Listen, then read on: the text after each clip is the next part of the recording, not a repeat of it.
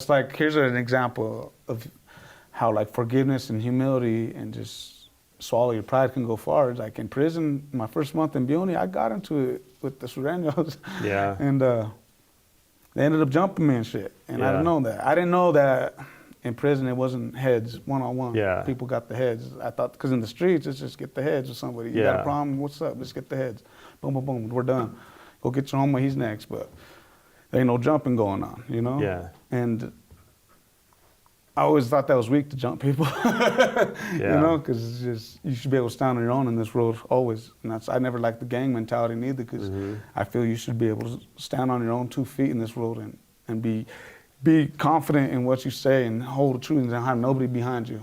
And just be like, this is me. I don't give a shit if there's anybody backing me up or not. This is me. This is who I am. Accept it or not. And if you don't accept it, that's on you. Just, I'm not going to change. This is me. I can't change who I am. And I was in Buny, they jumped me and shit. And they didn't do too much damage because I knew how to fight a little bit before I went to prison. My brother, he was going to the Grappler's Edge back in the day and learned jiu-jitsu and shit. Nick Marshall? Yeah. Yeah. And he was teaching me some shit, you know? Yeah. This is back in 96, 7, or whatever. I was a baby and he was teaching me all this shit. And I was already a wrestler growing up too, so I knew how to grapple a little bit. And first one ran in on me. And I tried to jump up. I was on the bottom bunk and I tried to jump up and I hit my head on the fucking bunk. I almost knocked myself out. I seen stars and everything. I was like, oh shit. I gathered myself. I was like, God damn it, motherfucker. And I went to throw the punch because he was coming already punching too. And I went to throw a punch too and he caught me first. Boom. I seen the white flash. And I didn't even think about like, oh, ouch, that hurt. All I thought about was, oh, fuck, I'm gonna have a black eye. Now the guards are gonna investigate. You know, you don't think about nothing but trying to not get detected by the man. Yeah. Even though they got cameras everywhere, you're just like, you can pull it off in there though. As long as you do shit right, nobody says shit, you can get away with the fight. And no, he hit me and then boom, I pulled him on full guard and I started beating him up a little bit. And his homeboys were just beating me up as I was beating him up. So it's fair. And it only lasted maybe a minute, little ass whooping. It wasn't nothing much, nothing crazy. But the next day, they popped the doors for us to go to the shower. And the people that jumped me were all on the second tier. And they were all just like, just looking down at me, like mugging the fuck out of me, mean mugging the shit out of me. Like if I was supposed to not come out of my cell, or I don't know what they're expecting out of me. Or me to just walk like this. Yeah. That's not me. Yeah. Never have, never will be. I ain't scared of no man in this world. I don't care if you got 100 men. You better line them up or they better all come at once. We're gonna get it. And I just looked at them and I realized I had broken the promise to myself that I said I wouldn't be starting shit and fighting when I go to prison. Yeah.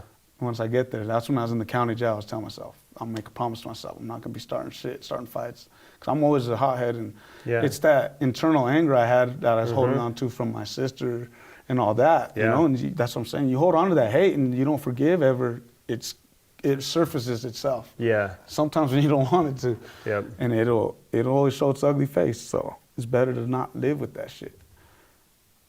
And I just smiled at those guys and I remembered like my promise I broke to myself. So in my mind, I was in the wrong. They weren't in the wrong for what they did.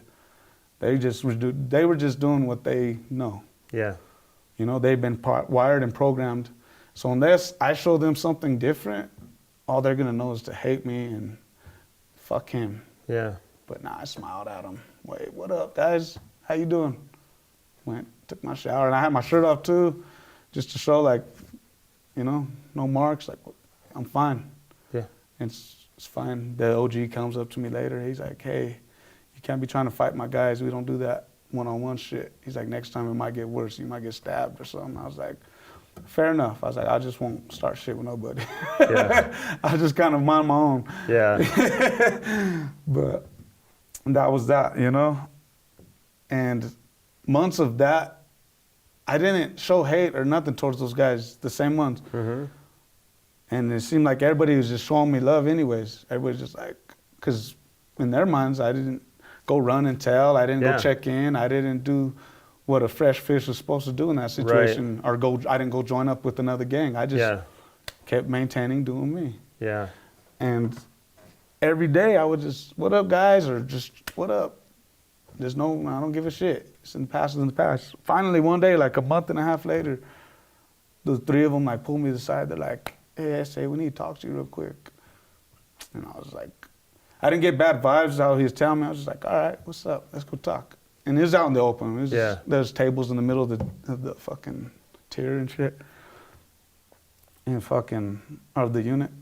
And there's tables there. And they just sat down at the table and I sat down with them and they're like, this is the funniest shit. This is what I'm saying. Like, if you have the strength to forgive and be humble, you can bring it out of others. You really can. There's power in it. Yes. And these are tough gangbangers, bald head. They're trained to hate and trained to be angry and trained to, well, they're not trained to be forgiving. And, but me showing that brought that back out of them. And they were able to pull me to the side after they felt bad for what they had did to me. Yeah. And they sat me down and said, hey, S.A. We feel real bad, Holmes, about all that shit that went down. We see you're a real cool guy. Everybody fucking chill with you. You're cool with everybody. We kind of just feel bad about all that shit. We just want to let you know we're sorry and that, you know, everything's cool on this end and shit. I was like, no, it's been cool on my end too. I was like, and I let them know that I shouldn't have been aggressive and started fights and that I made that promise to I let them know, you know, like, this is me and then my bad, I'm in the wrong too, you know? Yeah. Two wrongs don't make a right. Yeah. And when people could swallow their pride and come to that agreement, the world would be perfect.